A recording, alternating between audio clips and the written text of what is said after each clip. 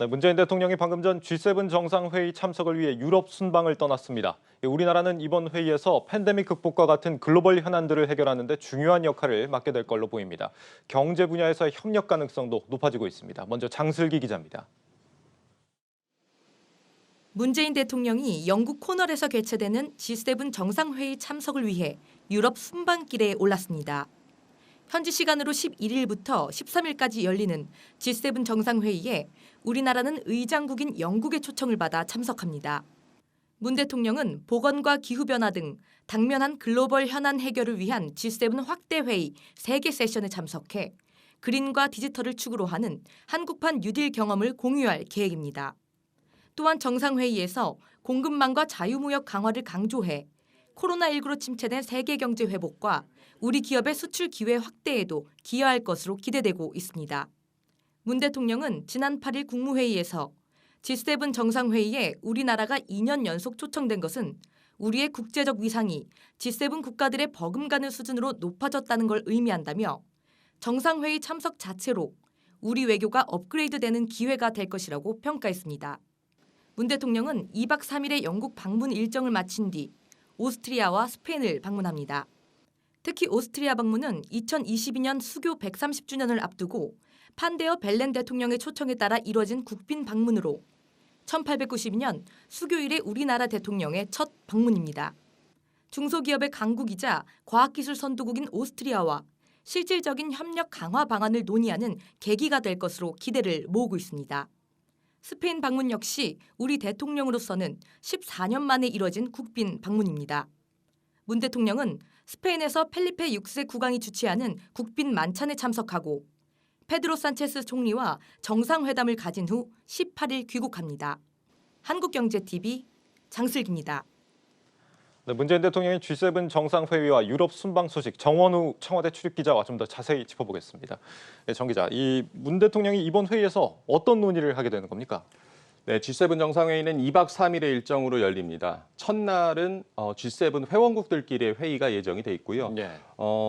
우리나라는 의장국인 영국의 초청으로 참석을 하게 됐는데요. 문 대통령은 이틀째부터 일정이 시작이 됩니다. 12일부터 13일 이틀에 걸쳐서 열리는 확대 회의 3개 세션에 참석을 하는데요. 네. 각각 세션 주제를 보면 백신 공급 확대 논의를 하는 보건, 그리고 열린 사회, 기후변화 등을 주제로 한 세션에 참석을 하게 됩니다. 우리가 어떤 부분에 역점을 두게 될지는 앞서 문 대통령이 직접 밝히기도 했는데요.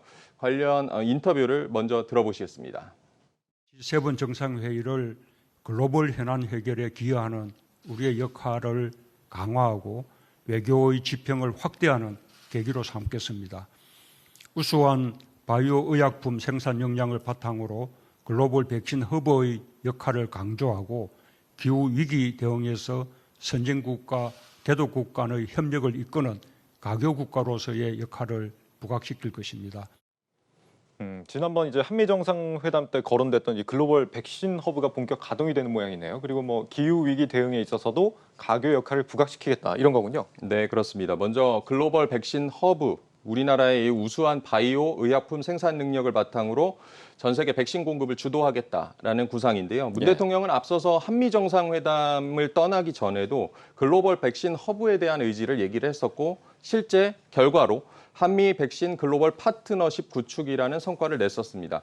이번에는 미국에 이어서 유럽 주요 정상들과 만나는 거기 때문에 이와 관련한 협의가 있을 것으로 보이고요. 이미 아스트라제네카 백신을 우리 SK바이오사이언스에서 생산하고 있기도 한데요. 미국에 이어서 유럽까지 백신 파트너십이 구축이 된다면 이 국내 바이오 산업 성장에 상당한 도움이 될 것으로 보입니다. 그렇군요. 기후 위기 대응에서는 어떤 논의가 예상이 되고 있습니까? 유럽 국가들은 아시다시피 이런 기후, 환경 이런 부분에 굉장한 관심을 가지고 있습니다. 우리나라는 사실은 기후 악당이라고 불릴 정도로 탄소 배출, 이산화탄소, 온실가스 배출 주범 국가로 꼽혀 있는데요. 유럽은 이제 탄소 국경세 도입을 검토하고 있을 만큼 각 국가 기업의 저탄소 경제로의 전환을 요구를 하고 있습니다. 실제 우리나라 이제 기업인들을 만나봐도 이런 부분에서 고민을 들어볼 수가 있고요.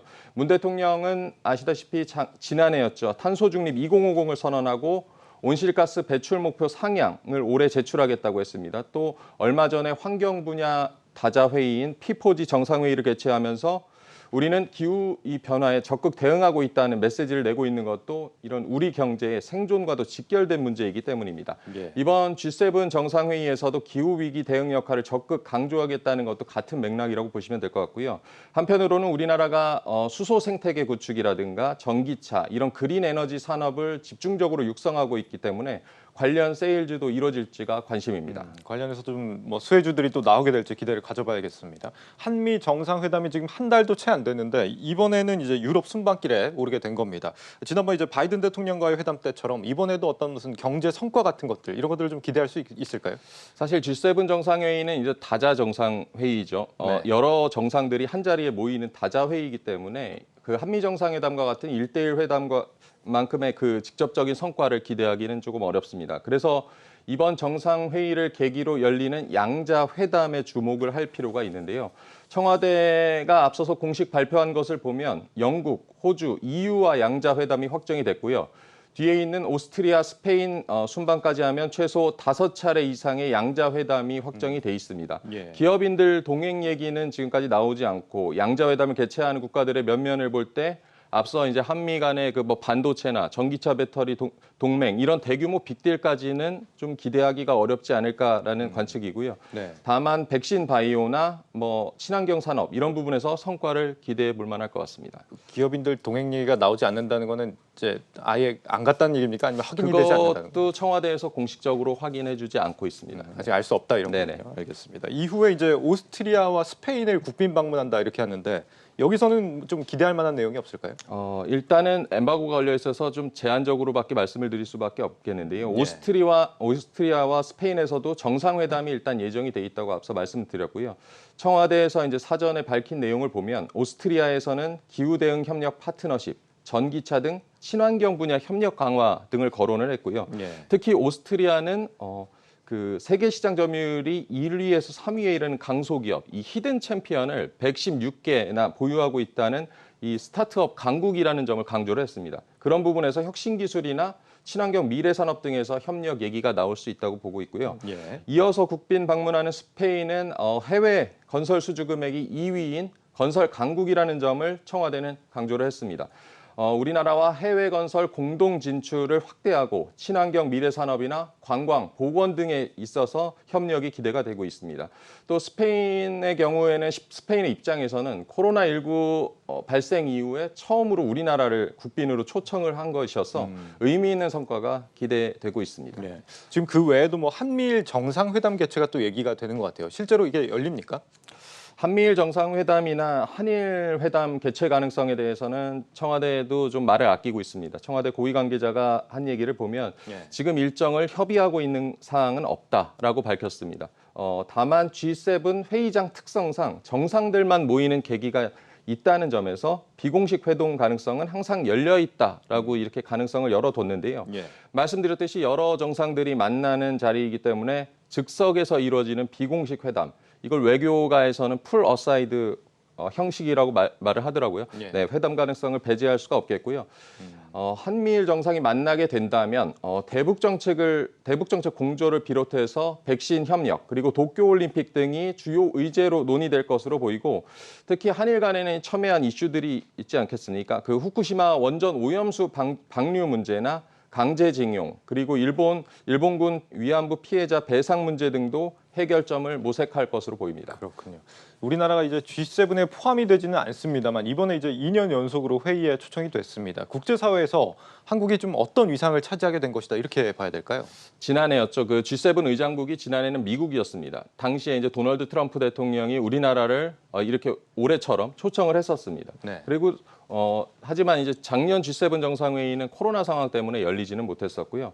올해 의장국인 영국의 보리스 존슨 총리가 정상 통화 등을 통해서 계속해서 어필을 했었고요. 꾸준히 초청 의사를 전해왔었고 이번에 참석이 성사가 됐습니다. 아시다시피 코로나19 그 팬데믹 상황에서 우리나라가 방역 모범국으로 부각이 되면서 세계 각국으로부터 뭐 진단키트라든가 방역 물품이라든가 이런 부분의 요청, SOS가 쇄도를 했었습니다. 예. 또 코로나19를 극복하는 과정에서 경제 분야에서도 거시경제가 가장 빠르게 회복을 이루면서 세계 10위 수준의 경제대국으로 성장했다는 평가가 나오고요. 사실 이 G7 체제에 대해서는 회원국들 자체도 안팎에서 좀 회의적인 목소리가 나오고 있고요. 작년에는 우리나라를 포함한 G11 또는 G12, 올해는 민주주의 10개국을 뜻하는 D10 구상에 우리나라를 포함하는 논의, 그런 관측도 나오고 있습니다. 이것이 미국이 중국을 견제하기 위한 정치적인 그런 것이다. 정치적인 해석도 있지만 결과적으로 보면 우리나라가 선진국과 어깨를 나란히 할 수 있다는 점에서 위상이 높아졌다고 볼 수 있겠습니다. 알겠습니다. 정원호 청와대 출입기자와 함께했습니다.